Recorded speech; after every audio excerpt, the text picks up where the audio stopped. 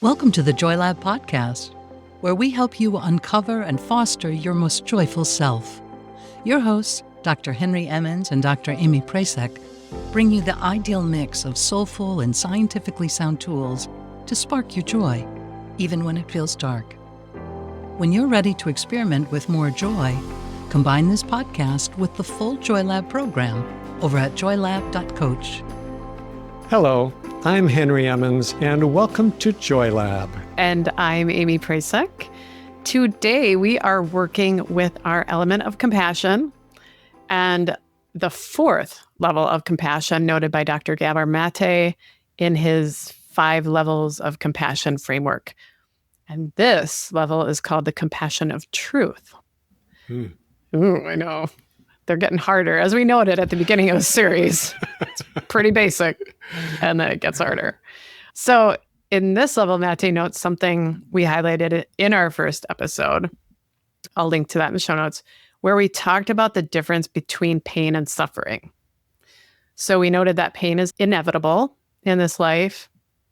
Much of it is unavoidable. Certainly, there are pains that we can avoid. We should avoid those, but avoiding all pain is just impossible.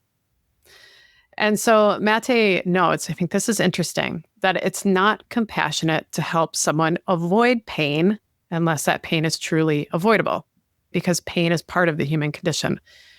The compassion comes in helping others or ourselves come to the truth of our suffering.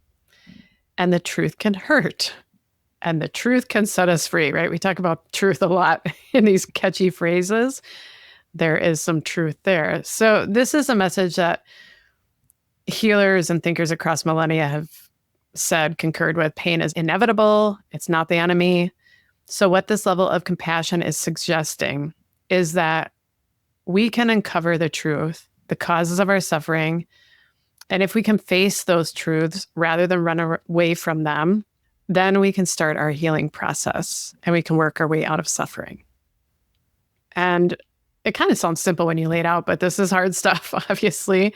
We have built up many layers of armor and defenses to avoid a truth that really hurts. And I like what Mate notes about this when he talks about this process, noting that sometimes we avoid healing, we avoid the truth, because it reminds us of the original pain, the loss, the ache that we have run away from, and that has amplified our suffering. But the truth is the truth, he says, and if we're fighting the truth, then we aren't in the present moment, and if we aren't in the present moment, then we can't heal our present suffering. So I find the wisdom of Pema Chodron to be really helpful with this concept. She talks about this through the framework of addictions, but she's really using the word addictions in a very broad way, not just substance abuse, but really saying that we all have addictions and, in one form or another. And generally they have a purpose, that purpose being to keep us from seeing the truth, basically. So we want to avoid pain, either by running away or by dulling our senses, which is quite literally what happens with some of the addictions, but also just with a lot of our other behaviors, you know, by just going into mindless mode. Yeah. Or we can also do it by escaping into pleasure or into pain or anything but facing the truth. It's hard to hear that. Frankly. Yeah. But when you hear it from Pema Chodron, she just softens it because she is willing to go there and acknowledges that she has had to deal with all the same stuff that the rest of us do. And it's really hard work. It just feels really authentic when you hear that from a teacher, Yes. It's not just something you need to work on, it's something I work on too. We all do. So I think you're right when you say that this is hard stuff. It is very hard to say to a friend, for example, hey, look at what you're doing. This is not helping you. This is not healthy. What I'm seeing is that you keep stepping into the same hole again and again. are you avoiding what's really going on? I mean, that's a very hard conversation to have. But boy, if you have a friend that's willing to go there with you, that is a really good friendship, really important person in your life.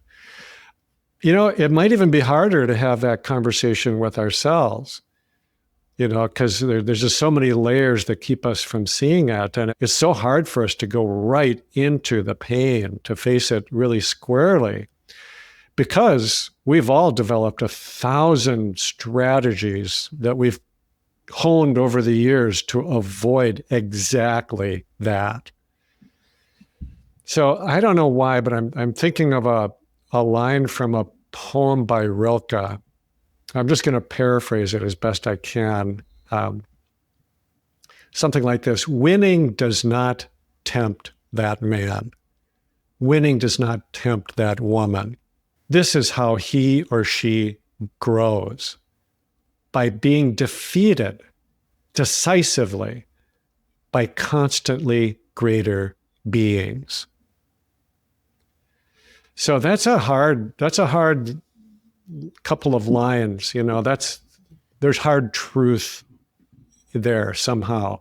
But I think it says something to this conversation that, it's as if we think we are winning. We're getting a short-term win by finding something that's pleasurable, by, dodging the pain of what's in the moment. We think that we're winning if we can get what we want in that moment, or if we can push away what we don't want, or if we can just simply go about our lives pretty mindlessly for a time.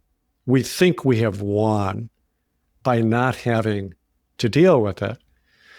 But if what we're interested in is growing, in having more emotional freedom or more joy in our lives, then that small win, even if it happens again and again, it's just not enough.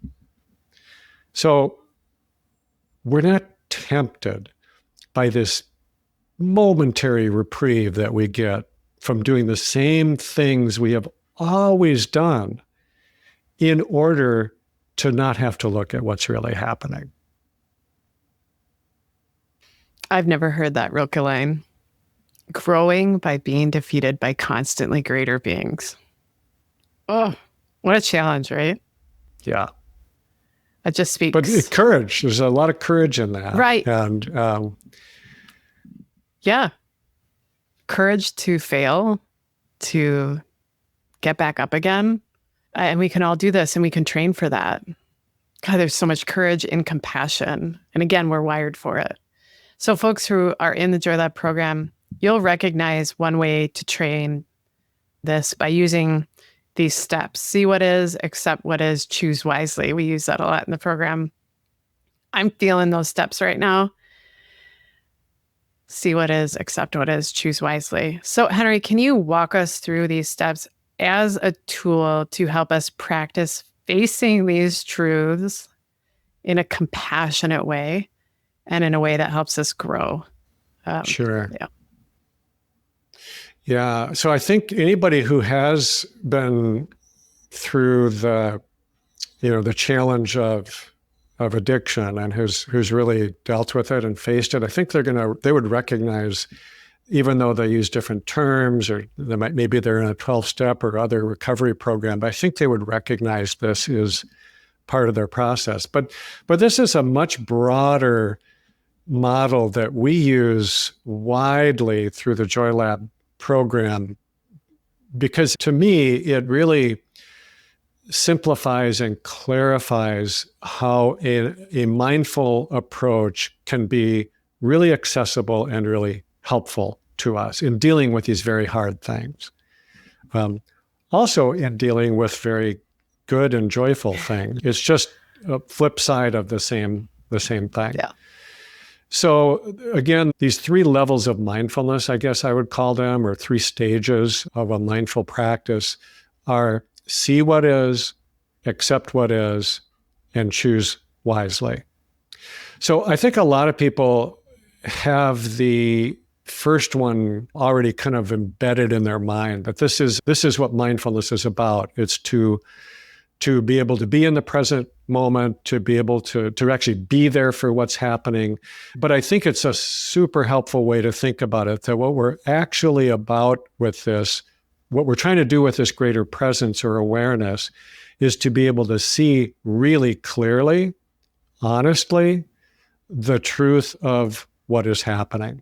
So let's just say, for example, that we have some pain that we've been holding on to, maybe for a very long time. Let's just say it's the pain of abandonment, very common one, that might have started from some very early in life actual abandonment, or it might have been just, some later rupturing of a relationship or something. But let's just say that's the fear, that's the kernel of pain that we are somehow not willing or able to face.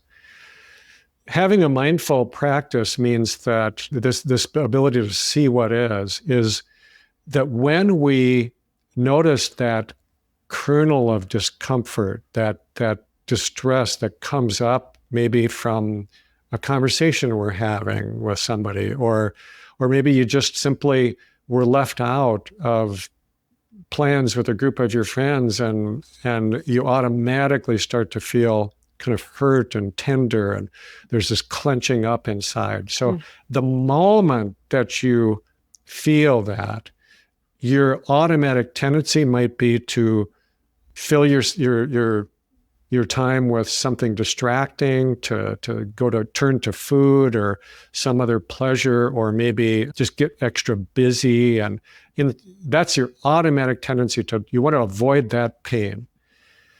But to see what is means that you have the courage and the willingness to sit with it for a little bit. It might only be a few seconds that you can actually sit with that, or a few minutes, moments, but you endeavor to be able to observe this tenderness, this feeling that you have inside, and what is underneath it. You're able to just sit with it until that clarity, that understanding comes. Okay, so that's to see what is. It's I make it sound very simple, very kind of easy. It's not easy to do at all, obviously. It takes some practice, but it takes that willingness just to keep coming back to it, maybe the first 1,000 times that this comes up, you've given in to whatever your behavior is to distract yourself. But the 1,001 time, you sit with it long enough to be able to feel it. Second stage then is to accept what is. And this might be something we want to resist. We don't want to accept that, in fact, I've been carrying this pain with me for most of my life. I've never been willing to look at it. Whatever it is, the tendency is to want to push it away. But we really only have leverage. We only have kind of reclaim our power to do something if we accept what is. It's not a passive thing at all. It doesn't mean that you're giving in. It just means that you see and you acknowledge, oh yes, this is the truth of what is going on. I can see that now. I can feel that. I can live with that knowledge.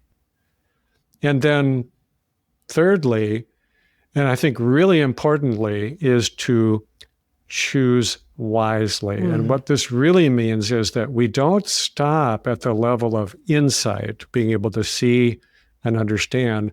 We don't stop at the level of accepting that, okay, this is what is happening in my life right now.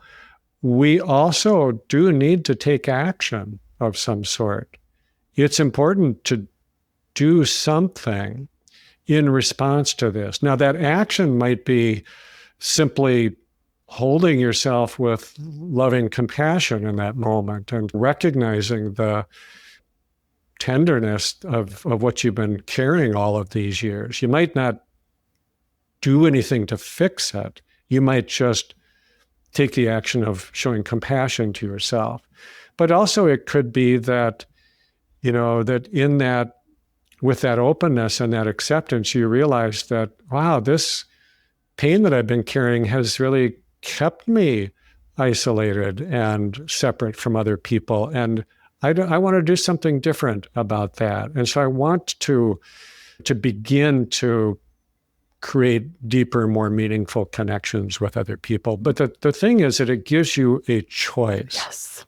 Right? It empowers you you get to decide what you do with your life, what you do with your mind and your heart, how you decide to act based upon this compassionate insight that you've had about yourself. We can give ourselves a choice. Yeah. Man, isn't that freedom when you feel like there's no choice, that you turn those patterns into possibilities? I'm thinking of, I don't know why, it's making me think of that phrase, you can't teach an old dog new tricks. It's more, an old dog doesn't want to get rid of their old tricks because those old tricks are, can feel safe. So we're learning new tricks, and it can be hard to let go rather than learn. Learning is the opportunity. I think that's easier. The letting go is tough. I'm thinking about my dog, Bacon. He does not like to use his nose to do anything. Like, he thinks his nose is this like regal thing that shouldn't touch anything besides a smell that he wants. And then we got our other dog, Hazel, and Bacon is the elder. He's 11. Hazel is a much more rambunctious 4-year-old. She uses her nose to do everything. She opens doors. She just uses her nose in a million ways. And I noticed Bacon would, look and oh, this is interesting. She's doing things with her nose that, are presenting opportunities. So we started to work with him a little bit because we got a dog door to push the door open with his nose, which he was like, absolutely not. I'm not going to touch my nose to that dirty door.